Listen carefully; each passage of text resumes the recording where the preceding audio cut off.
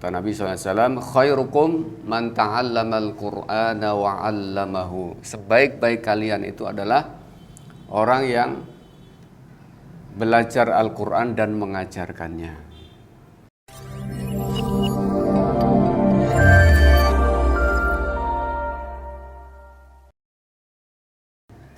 Assalamualaikum warahmatullahi wabarakatuh. Alhamdulillahi rabbil alamin. Ar-Rahmanir Rahim, Maliki yaumiddin. Iyyahu na'budu wa iyyahu nasta'in. Nasyhadu an la ilaha illallah wahdahu la syarika lah, al-malikul haqqul mubin. Wa nasyhadu anna Muhammadan 'abduhu wa rasuluhu la nabiyya ba'dah, al-mab'utsu rahmatan lil alamin. Allahumma salli wa sallim ala nabiyyina Muhammadin wa ala alihi wa ashabihi wa man tabi'ahum bi ihsanin ila yaumiddin, amma ba'. Faqala ta'ala, ya ayyuhalladzina amanu taqullaha haqqa tuqatih wa la tamutunna illa wa antum muslimun. Wa qala nabiyul karim,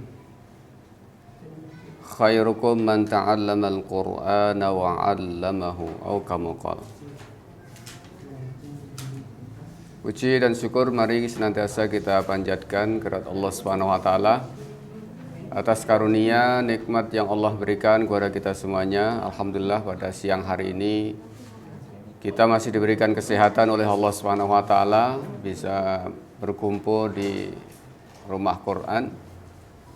Insyaallah kita berkumpul di tempat ini dalam rangka untuk tafakuh, ya, memperdalam hal-hal yang berkaitan tentang masalah Al-Quran. Alhamdulillah kita masih diberikan kesehatan, diberikan kekuatan iman Islam oleh Allah SWT. Kita berharap semoga pertemuan kita pada siang hari ini mendapatkan berkah ridho dari Allah SWT, dan kita bisa mengambil faedah dari pertemuan kita, ditambahkan ilmu yang bermanfaat untuk kita semuanya. Tema kita pada siang hari ini tentang apa judulnya? Beginilah seharusnya menjadi guru Quran. Sebelum kita mulai pembahasan kita, mungkin kita juga perlu perlu bertanya. Kenapa sih kira-kira kita harus menjadi guru Quran? Ya. Beda-beda jangan-jangan jawabannya, ya. Kenapa kita harus jadi guru Quran? Kenapa? Apa kira-kira alasannya? Pasti punya alasan kan? Masa enggak punya alasan? Pasti punya, ya kan? Kenapa saya jadi guru Quran? Salah satu aja, siapa? Ayo. Apa? Boleh? Salah satunya agar Al-Quran itu selalu bisa dibaca orang. Oke, yang dari akhwatnya coba. Apa kira-kira alasannya? Satu aja? Apa?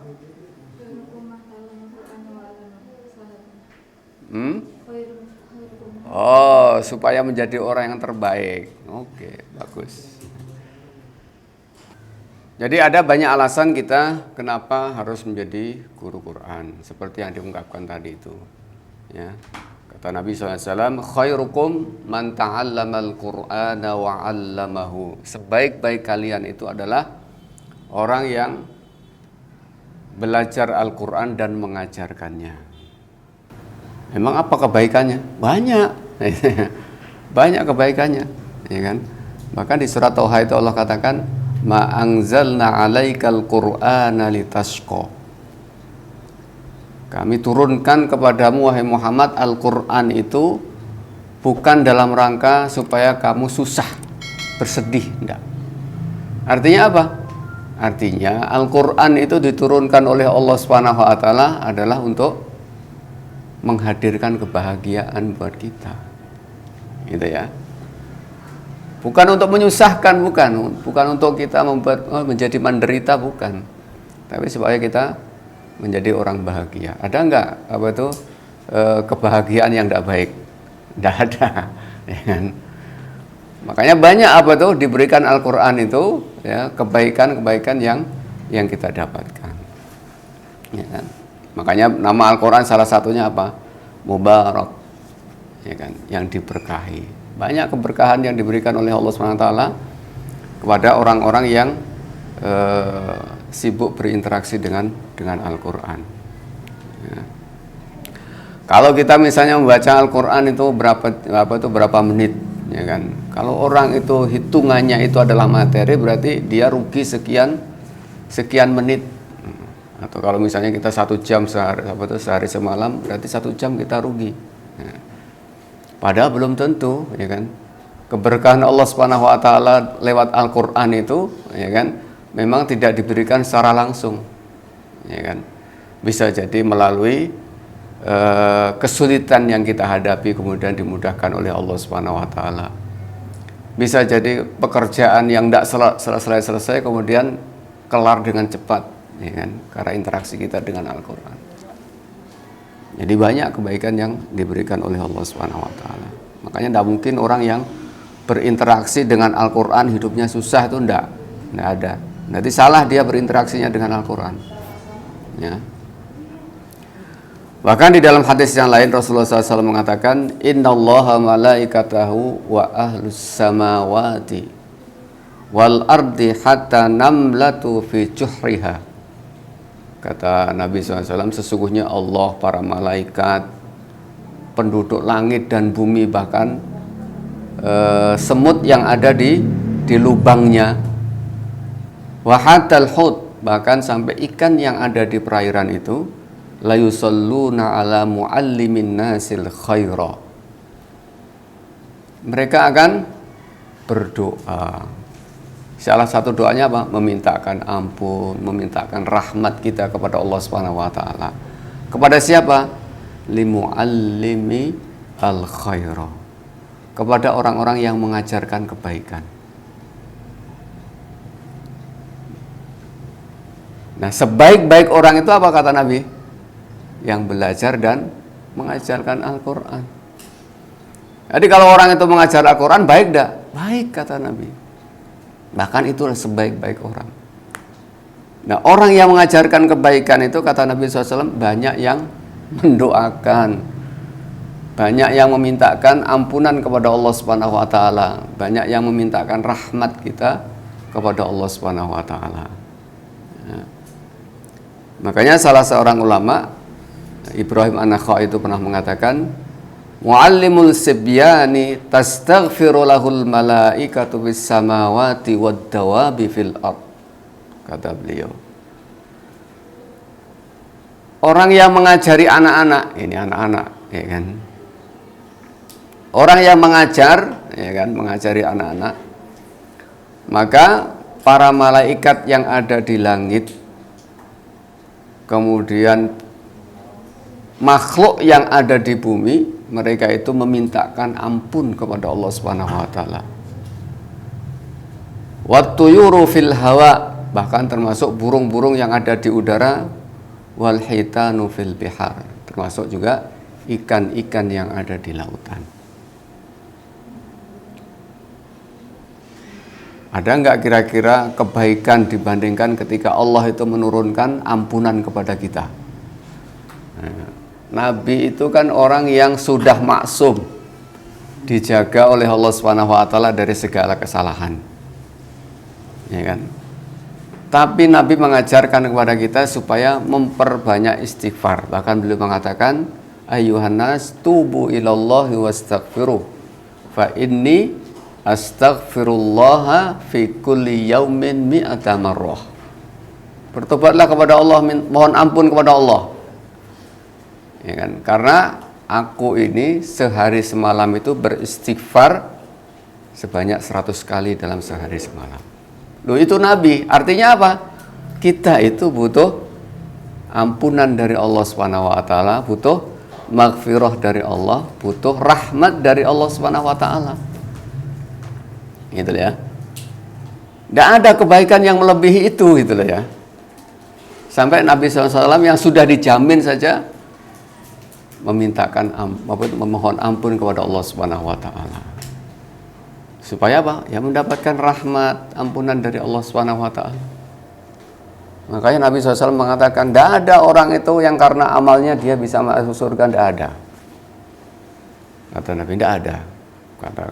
Kata para sahabat, termasuk anda ya Rasulullah, termasuk anda ya Rasulullah. Iya, termasuk saya. Kecuali Allah Subhanahu wa taala mematikanku dan mendapatkan rahmat dan ridhonya. Ya kan? Artinya ketika seseorang itu mendapatkan maghfirah, ampunan, ya kan, rahmat dari Allah Subhanahu wa taala, itu adalah kebaikan yang luar biasa. Karena ya dosa kita dihapus oleh Allah Subhanahu wa taala. Dan kita ya kan dibantu oleh makhluk Allah Subhanahu wa taala yang lain ketika kita mengajarkan kebaikan, termasuk mengajarkan Al-Qur'an. Siapa? Semua makhluk Allah istighfar. Kok saya nggak pernah dengar? Ya kita nggak dengar, ya kan? Walakin la tafqahuna tasbihahum. Akan tapi kalian nggak dengar tasbih mereka, kalian nggak dengar istighfar mereka juga kalian nggak dengar. Tapi mereka beristighfar untuk kita yang mengajarkan kebaikan, mengajarkan Al-Quran. Ya kan?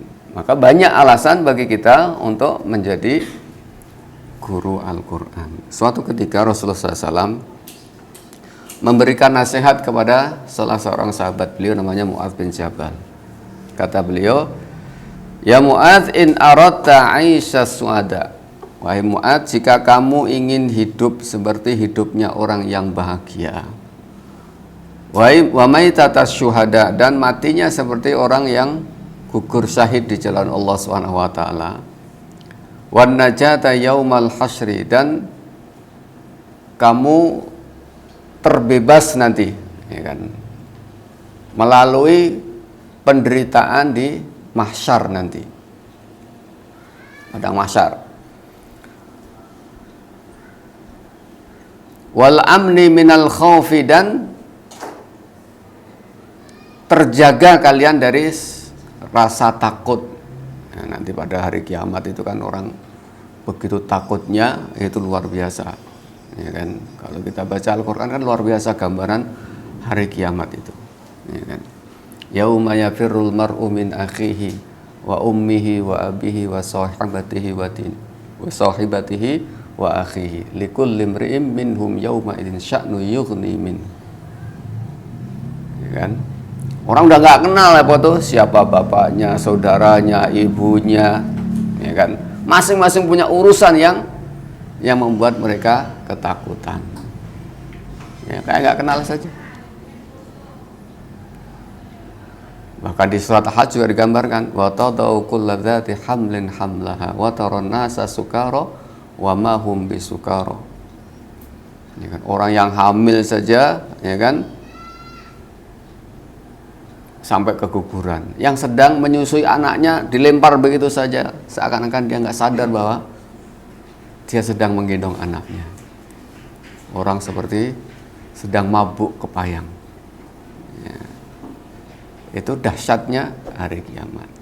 Nah, kata Nabi SAW, kalau kamu ingin hidup, tidak ada rasa takut nanti, terbebas dari rasa takut itu, wan nuri yaumal dzulumat, dan kamu mendapatkan jaminan cahaya nanti pada saat terjadinya kegelapan, wadzilla yaumal harur, dan nanti kamu bisa mendapatkan naungan, ya kan, di mana tidak ada naungan kecuali naungan Allah Subhanahu wa taala. Kapan itu? Ketika matahari direndahkan, panas. Warriya yaumal atsh, dan mendapatkan minuman di saat manusia sedang kehausan semuanya. Wal wazna yaumal khasfah, dan mendapatkan bobot timbangan kebaikan pada saat amal-amal kita ditimbang oleh Allah. Wal huda yaumal dhalal, dan mendapatkan hidayah pada saat terjadinya kesesatan.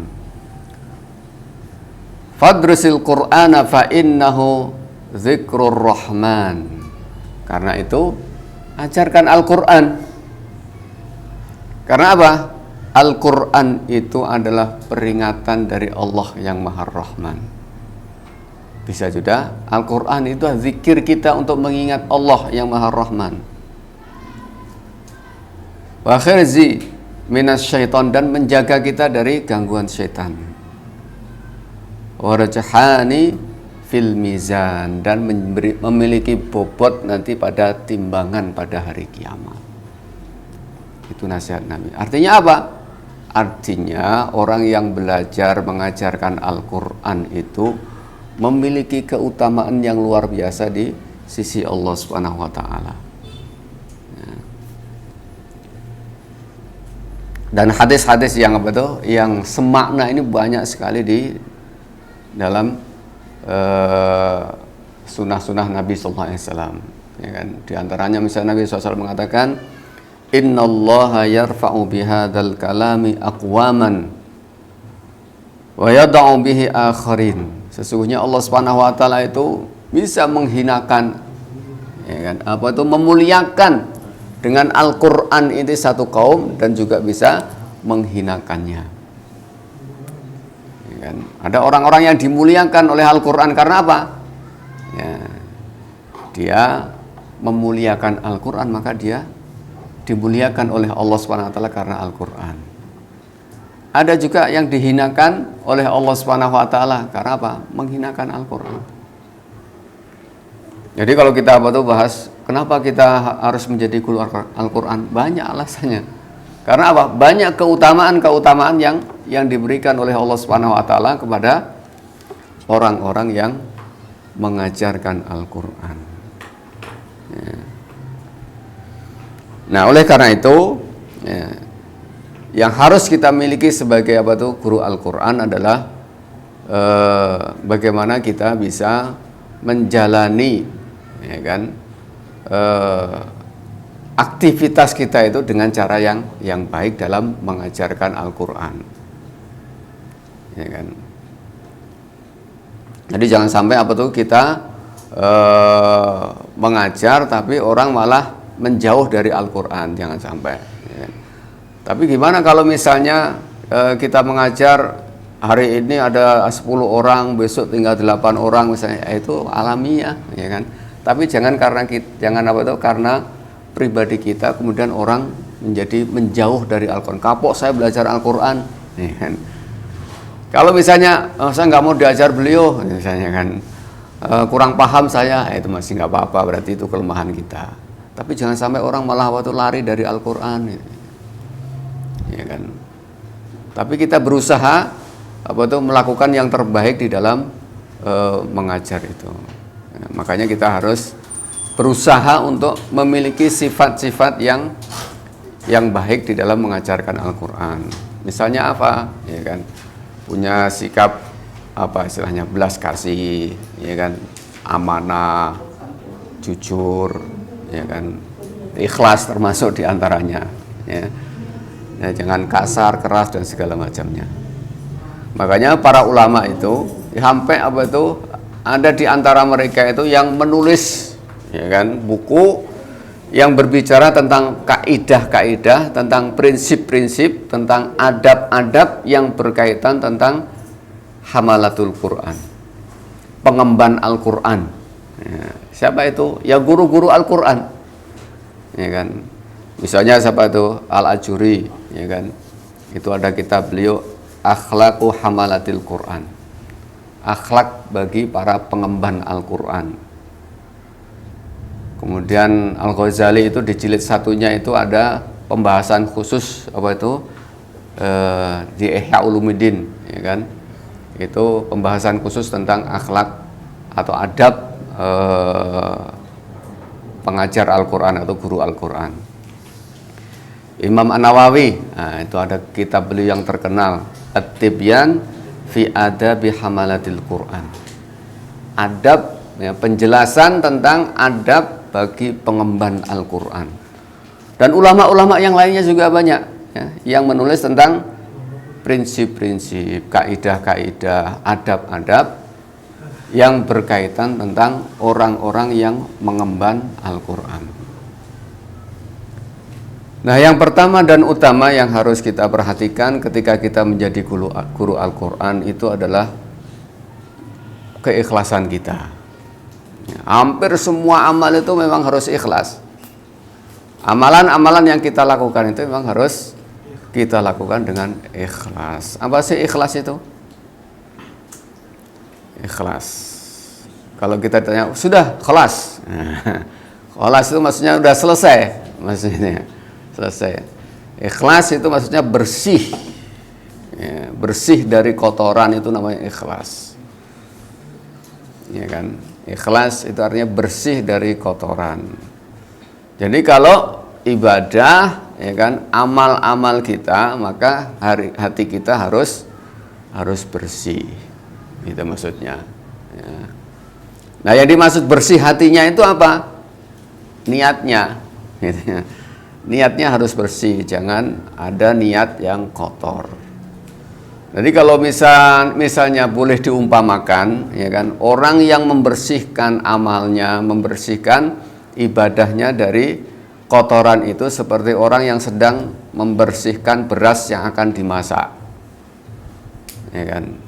Dulu kalau di kampung, yang dulu, sekarang udah nggak ada. Tahu nampan ya?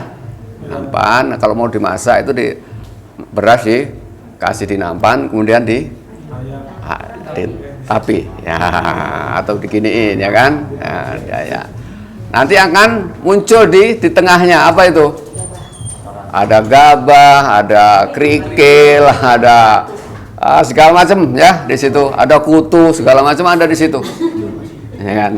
Diapain? Ya dibuang, gitu ya. Begitu bersih, kemudian baru dinanak, dicuci, kemudian dimasak. Ya kan? Nah, kalau bersih kan dimakan jadi enak kan?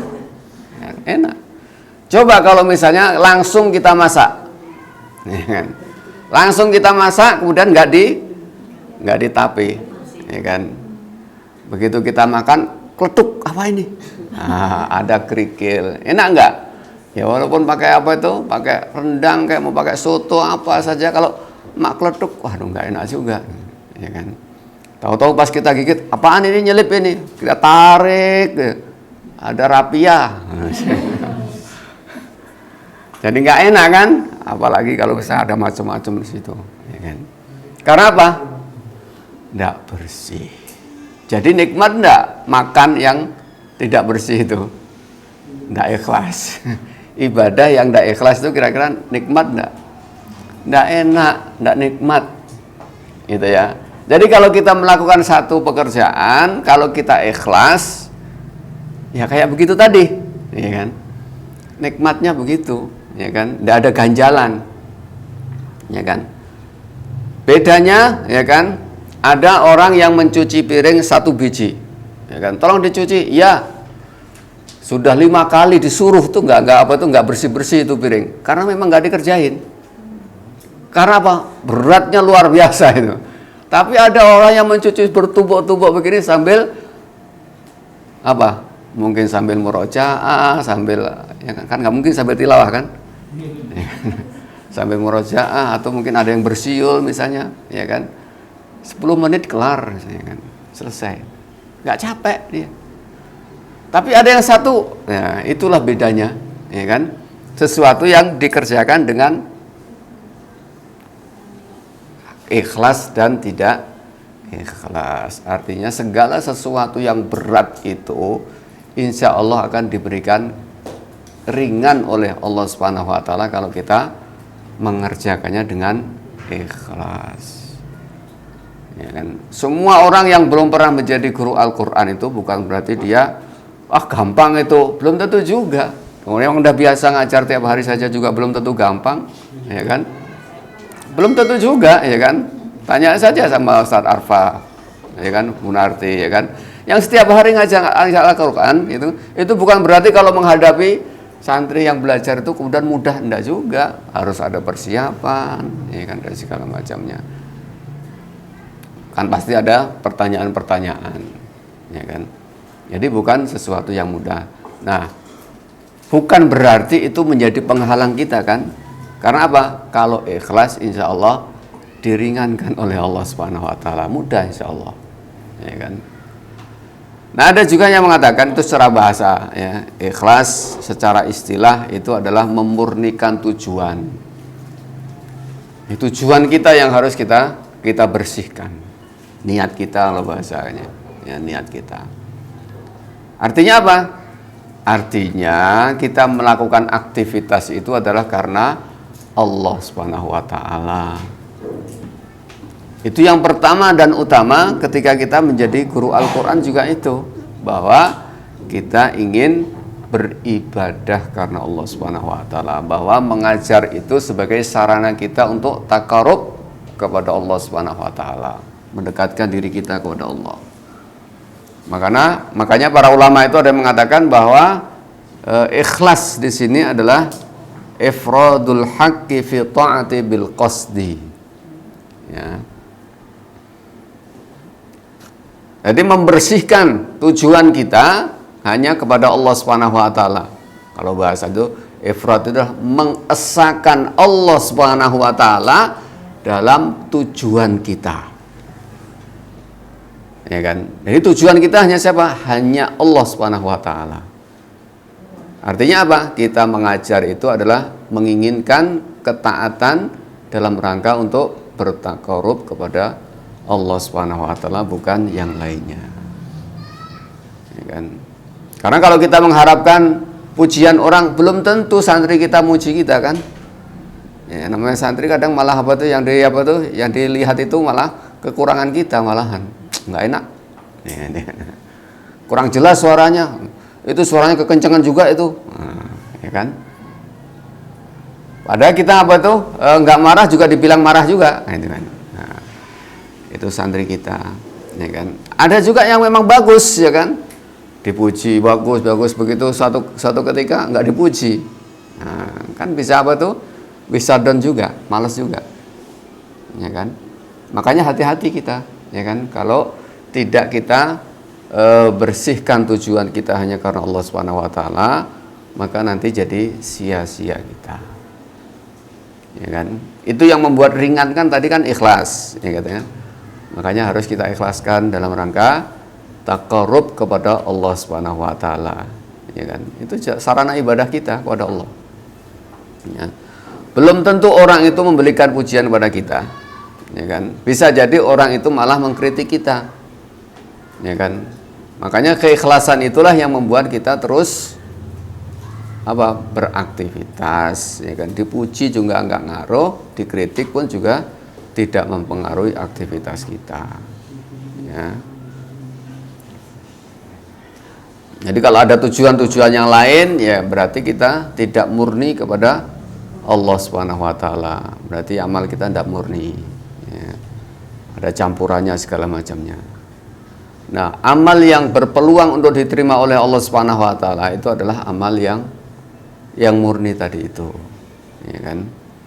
Makanya dalam sebuah hadis Rasulullah SAW sebagaimana diriwayatkan oleh Abu Hurairah radhiyallahu an, beliau bersabda, qala tabaraka wa ta'ala, ini dalam hadis qudsi, Allah SWT berfirman, ana aghnas syuraka'i anis syirki, aku paling tidak butuh dengan sekutu, kata Allah. Aku paling tidak butuh dengan sekutu. Man amila amalan asyraka fihi ma'ya ghairi taraktuhu wa syirkuhu wasyirkahu. Barang siapa yang melakukan satu amalan kemudian dia menyekutukan aku dengan selainku di dalam amalan tersebut, kata Allah, maka aku abaikan dan aku tinggalkan amalan orang tersebut dan sekutunya. Ya, artinya apa? Tidak berguna sama sekali amalnya.